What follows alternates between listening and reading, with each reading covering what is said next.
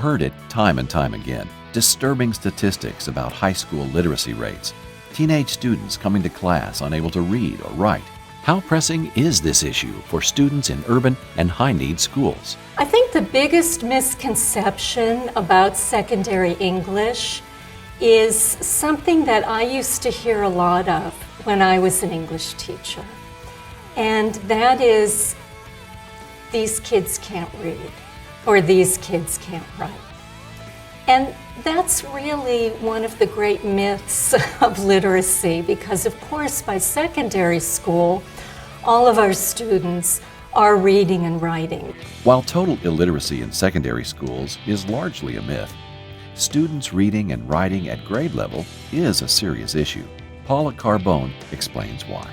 What happens when students move from elementary to middle school, the demands made on them in terms of literacy development are huge. And what often happens is that the kind of texts that they've been reading in elementary school and doing very well with, they're completely different now.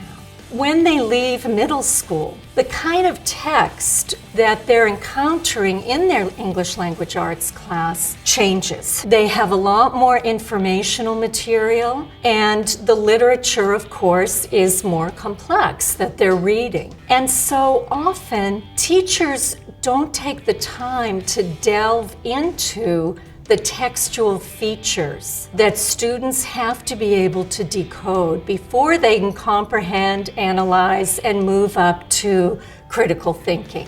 In this class, you'll learn how to effectively teach English and language arts in secondary classrooms. Some of you may be teaching students who often struggle with increased reading comprehension and writing skills. Others may be teaching students who are high-achieving and gifted and need to be challenged and motivated in new ways. This course prepares you to meet the needs of all students. This course focuses on the design of lessons and units that align with your current state standards. When you start to go into learning about teaching, you think it might be what it was like when you were a student, but the subject has really changed. And it's no longer really just looking at literature, discussing literature, analyzing literature, and responding to literature. While of course those are very important aspects of teaching English, it's really quite a bit more than that. So, what exactly does it mean to teach English in secondary schools? This class takes a closer look at critical theory as it applies to literature and how applying literary theory can benefit students from all different backgrounds. In this course, we're really going to look at what using literary theory can do for students from all backgrounds. From students who may not practice the same skill sets, but can still approach basic stories, poetry, etc., and look at it critically for how does it apply to my life? You know, is this the reality that I live? And if so, that means something to them. Later in this course, you'll observe how learning theory applies to practice through classroom observation, a first-hand look into the reality of teaching English language arts in a secondary classroom. You'll also get the opportunity to practice the pedagogy discussed in this class during Fieldwork, where you'll gain actual teaching experience.